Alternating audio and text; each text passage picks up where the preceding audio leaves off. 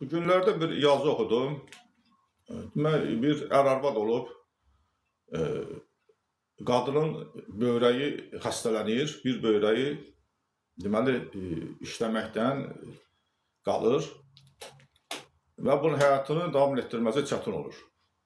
Bu vaxt onun həyat yoldaşı bir böyrəyini transplantologiya yolu ilə arvadına köçürülməsinə razılıq verir və bunu həyata keçirdirlər. Beləliklə qadın sağlamlığını bərpa etmiş olur və normal həyata qayıdır.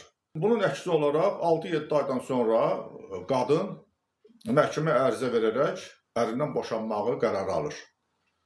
Və məhkəmədəcə kişi həyat yoldaşına bildirir ki, onun yolunda belə fədakarlıq edib, bəs niyə görə ondan boşanır?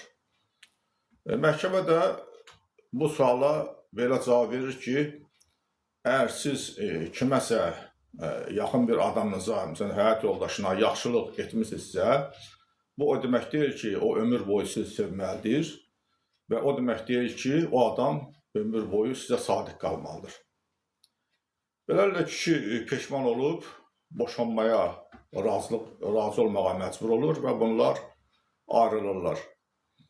Bu hadisə harada olub deyə bilmərəm, amma bu dünyanın hər bir yerində ola bilər. Azərbaycanda da ola bilərdi, Rusiyada da ola bilərdi, yaxud Avropa ölkəsində də ola bilərdi. Fərqi yoxdur. Məsələ işin mahiyyətindədir.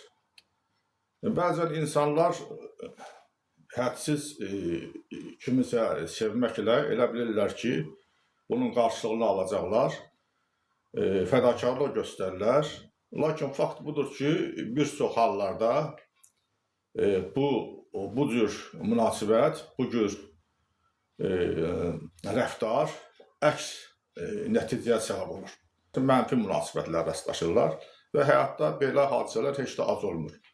Bir çox hallarda fədakarlıq, alicənablıq xeyir gətirmək əvəzinə insana daha çox zərər gətirir. Odur ki, fədakarlıq göstərəndə belə halları nəzərə almaq lazımdır. Bu real hadisədir, həyatda baş vermiş real hadisədir. Onu sizə nəzərinizə çatdırmaq istədim.